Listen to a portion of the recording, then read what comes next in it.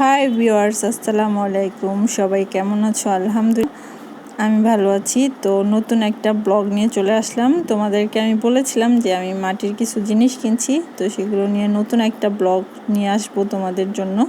তো আজকে সেই ব্লগটাই নিয়ে আসলাম তোমাদের মাঝে। তো আজকে আমি এগুলো দেখাচ্ছি, আর এগুলোর মধ্যে আজকে আমি রান্নাবান্না করব। মাঝখানে আমি একবার রান্নাবান্না করছি, মানে এটা আর কি করার জন্য, যে প্র্যাকটিস আর কি করার জন্য, কারণ মাটির হাঁড়ি পাতিলে তো আমি কখনো রান্না করিনি।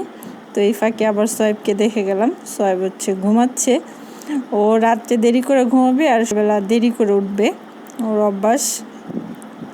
আর বাসায় কেউ নাই, তুবামণি তুবার নানু বাসায়, আর আমি আমার রান্নাঘরটা পরিষ্কার করে ফেলছি, যেহেতু আজকে মাটির তিলে রান্না করব। এর জন্য সব পরিষ্কার করে পরিপাটি করে নিছি। আর সাথে গরু গোশ জাল করব, জাল গোশ বানাবো আর কি, সাদা। এর জন্য এটা রেডি করে নিছি। আর এই যে আমি মাটির চুলায় রান্নাবান্না শুরু করে দিছি।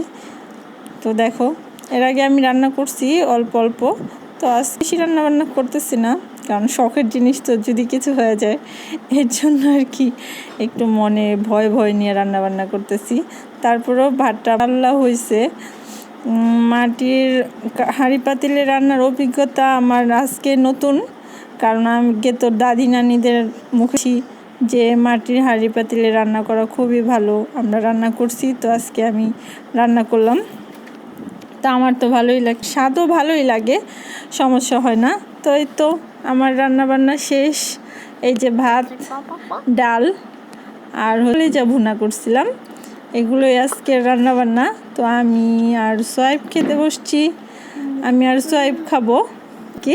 তো আমার ভিডিওটা যদি ভালো লেগে থাকে তো অবশ্যই লাইক দিবে, কমেন্টস করবে, শেয়ার করবে, সাবস্ক্রাইব করবে।